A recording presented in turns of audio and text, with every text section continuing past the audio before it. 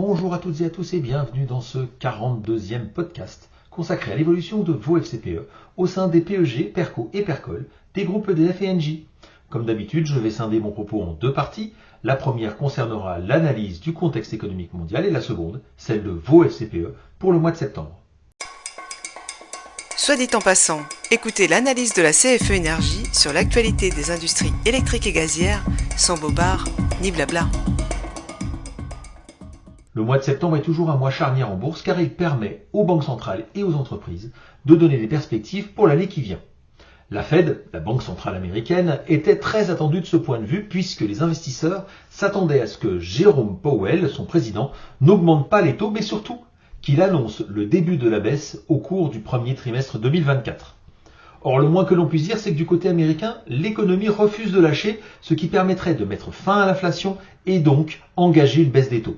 En effet, le rapport sur l'emploi a suscité de vives réactions puisque le consensus tablait sur la création de 170 000 emplois et que ce sont en réalité 336 000 qui ont été créés en septembre avec un taux de chômage qui reste bas mais stable à 3,8%. Quant aux chiffres de mesure de l'activité économique publiés en Europe et aux États-Unis, force est de constater qu'ils sont ressortis en majorité au-dessus des attentes. Difficile de parler d'emballement, mais la tendance de fond fait de la résistance, aux grandes dames des investisseurs qui prient pour que le contexte soit suffisamment inquiétant pour que les banques centrales renoncent aux taux élevés. Ainsi, sans augmenter les taux au mois de septembre, le président de la Fed a néanmoins douché les marchés financiers en prévenant qu'ils resteraient durablement hauts et qu'il ne s'interdisait pas de les augmenter si nécessaire. De son côté, Christine Lagarde, la présidente de la Banque centrale européenne, a réitéré le message selon lequel les taux d'intérêt seront fixés à des niveaux suffisamment restrictifs aussi longtemps que nécessaire.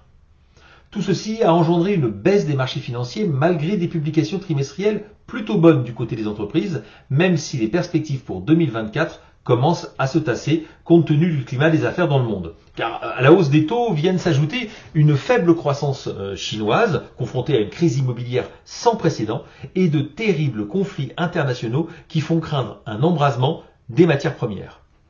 Du côté des marchés financiers, la baisse est sérieuse suite à ces annonces non prévues. Le Nasdaq, qui est plus sensible à la remontée des taux puisque les entreprises de croissance qu'il comporte ont besoin du levier de la dette pour se développer, perd plus de 5% en un mois, suivi par le Dow Jones qui perd 3,5%. En Europe, le CAC 40 baisse également de 2,5% et l'Eurostoxx 600 limite la casse avec une perte de 1,7%. L'indice mondial MSCI World de son côté baisse de 4,5% quand même. Pour terminer, l'euro poursuit sa descente avec une perte de 2,5% contre le dollar. Venons-en maintenant à nos FCPE qui sont logiquement baissiers sur ce mois de septembre, hormis les fonds monétaires tels que EG monétaire ou les fonds EDF temporaires sur le PEG et Cap défensif sur le PERCO EDF et Natixis monétaire sur celui d'Engie. Je vous rappelle que les fonds monétaires bénéficient de la hausse des taux. Ils sont peu risqués mais ne profitent pas de la hausse des marchés lorsque c'est le cas. Tous les autres fonds sont à la baisse selon qu'ils comportent plus ou moins d'actions dans leur portefeuille. Faisons néanmoins un zoom particulier sur ceux qui ont des actions d'entreprise de taille moyenne. En effet, le contexte ne leur est pas du tout favorable et elles sont plus fortement impactées par la hausse des taux et donc considérées actuellement comme des actifs risqués, ce qui n'incite pas à investir dans leur capital.